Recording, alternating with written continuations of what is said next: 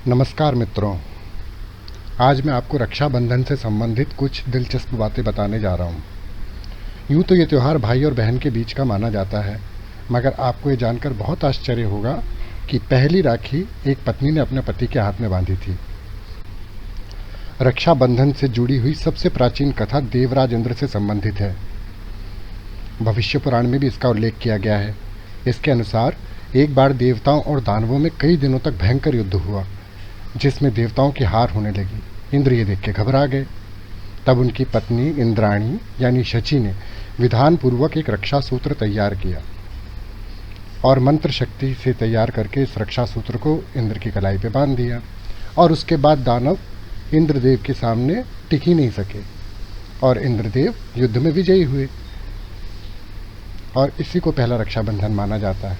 देखा आपने कि पहली राखी एक पत्नी ने अपने पति के हाथ में बांधी थी। आपको ये जानकर भी बहुत आश्चर्य होगा कि रक्षाबंधन जो त्यौहार है, इसकी परंपरा उन बहनों से ज़्यादा मजबूत हुई है जो सगी नहीं थी। आइए हम इस बारे में भी आपको दो चार किस्से सुनाते हैं। स्कंद पुराण, पद्म पुराण और श्रीमद् भागवत में वामन अवतार नामक कथा में रक्षाबंधन का प्रसंग मिलता है। कथा कुछ इस प्रकार है। दानवेंद्र राजा बलि, जो कि विष्णु भक्त थे, उन्होंने धरती, आकाश, स्वर्ग सब जगह अपना अधिकार कर लिया था। इंद्र आदि देवताओं ने भगवान विष्णु से प्रार्थना की। भगवान विष्णु जानते थे कि राजा बलि उनका परम भक्त है। तब भगवान विष्णु ने वामन अवतार लिया, यानी एक छोटे से कद के ब्राह्मण का वेश धारण किया और राजा बलि से भिक्षा मांगने पहुंच गए। राजा बलि ने उनसे कहा कि आपको दान में क्या चाहिए। तब वामन अवतार ने कहा कि मुझे ज़्यादा कुछ नहीं, बस 3 पग भूमि दान में दे दीजिए। तो राजा बलि ने उनकी बात मान ली। फिर भगवान विष्णु ने अपना विराट रूप धारण किया और अपने पहले पग में आकाश, दूसरे पग में पूरी धरती को माप लिया और पूछा, अब मैं तीसरा पग कहाँ रखूं? तो राजा बलि ने कहा कि भगवान, अब तो मेरा मस्तक ही शेष रहा है, आप मेरे मस्तक पर जो है अपना तीसरा कदम रख दीजिए। और भगवान ने उसके मस्तक पर अपना पैर रखा और सीधा पाताल भेज दिया। और उसके बाद से राजा बलि पाताल में अपना शासन चलाने लगे।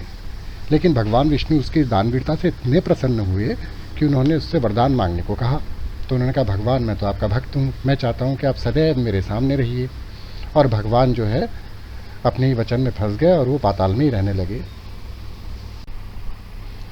भगवान विष्णु के बैकुंठ न लौटने पर उनकी पत्नी लक्ष्मी देवी बहुत दुखी हुई। और जब उन्हें पता चला कि भगवान तो पाताल में ही हैं, तो वो स्वयं राजा बलि के पास गईं और उन्हें अपना भाई बना लिया और उनकी कलाई पर रेशम का सूत्र बांधकर उन्हें अपना भाई बनाया और उपहार स्वरूप अपने पति विष्णु भगवान को वापस प्राप्त कर लिया और बैकुंठ ले आईं। और उस दिन श्रावण मास की पूर्णिमा तिथि थी। और उस रक्षा सूत्र से राजा बलि जैसा महान राजा भी बंधन में आ गया था। इसीलिए राखी बांधते समय उन्हीं के नाम से जुड़ा हुआ मंत्र बोला जाता है। ये न बद्धो बलि राजा दानवेन्द्र महासुरः तेन त्वाम प्रतिबद्ध नामी रक्षो माचल माचल। इस श्लोक का हिंदी में अर्थ है कि जिस रक्षा सूत्र से महान शक्तिशाली दानवेंद्र राजा बलि को बांधा गया था, उसी सूत्र से मैं तुझे बांधता हूँ। तू अपने संकल्प से कभी भी विचलित न हो। है ना मजे की बात। रक्षाबंधन से जुड़ा एक प्रसंग महाभारत में भी आता है। महाभारत में कृष्ण ने शिशुपाल का वध अपने चक्र से किया था, लेकिन चक्र चलाते समय भगवान श्री कृष्ण की उंगली थोड़ी सी कट गई और उससे रक्त बहने लगा। यह देखकर द्रौपदी ने अपनी साड़ी का किनारा फाड़कर श्री कृष्ण की उंगली में बांधा था, जिसको लेकर श्री कृष्ण ने उसकी रक्षा करने का वचन दिया था। और इसी ऋण को चुकाने के लिए दुशासन द्वारा चीरहरण करते समय श्री कृष्ण भगवान ने द्रौपदी की लाज रखी थी। ये तो हो गई रक्षाबंधन से जुड़ी हुई पौराणिक कहानियाँ। अब हम इससे जुड़ी हुई कुछ आपको ऐतिहासिक कहानियाँ भी बताते हैं। कहते हैं कि सिकंदर की पत्नी ने महाराजा पुरु को राखी बांधी थी और उनसे सिकंदर के प्राण ना लेने का वचन ले लिया था।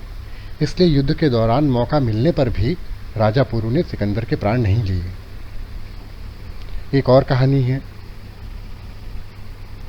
मध्यकालीन युग में राजपूत व मुस्लिमों के बीच संघर्ष चल रहा था। चित्तौड़ की रानी कर्णावती थी। जब बहादुर शाह द्वारा मेवाड़ पर हमला करने की सूचना मिली तो वो घबरा गई। रानी कर्णावती बहादुर शाह से युद्ध कर पाने में असमर्थ थी। अपनी प्रजा की सुरक्षा का कोई रास्ता न देख करके रानी ने हुमायूं को राखी भेजी थी। हुमायूं ने राखी की लाज रखी और मेवाड़ पहुंचकर बहादुर शाह के विरुद्ध मेवाड़ की ओर से लड़ते हुए कर्णावती और उसके राज्य की रक्षा की।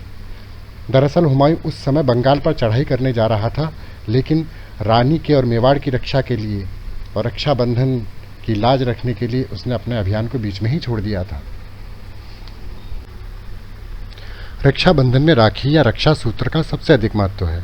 राखी कच्चे सूत जैसी सस्ती वस्तु से लेकर रंगीन कलावे, रेशमी धागे या सोने चांदी जैसी महंगी वस्तुओं की भी हो सकती है।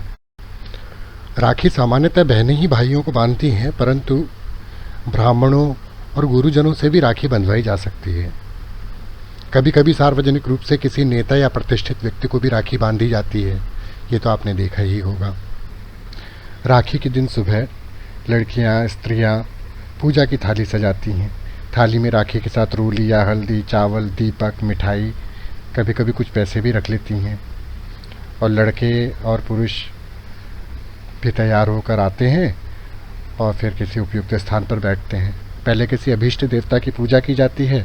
इसके बाद रोली या हल्दी से भाई का टीका करके चावल को टीके पर लगाया जाता है और भाई की आरती उतारी जाती है। फिर उसकी दाहिनी कलाई पर राखी बांधी जाती है,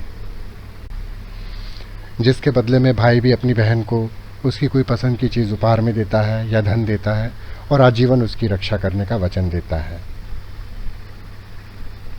तत्पश्चात घर के सब लोग मिलकर भोजन करते हैं। तरह तरह के मिष्ठान पकवान बनाए जाते हैं और इस पर्व को धूमधाम से मनाया जाता है। हमारी फिल्मी दुनिया भी रक्षाबंधन के त्यौहार से अछूती नहीं है। आप सबको तो याद ही होगा, भैया मेरे राखी के बंधन को निभाना, भैया मेरे, है ना। मुझे उम्मीद है कि रक्षाबंधन से जुड़े हुए ये किस्से, कहानियाँ, पौराणिक गाथाएं आपको बहुत पसंद आई होंगी।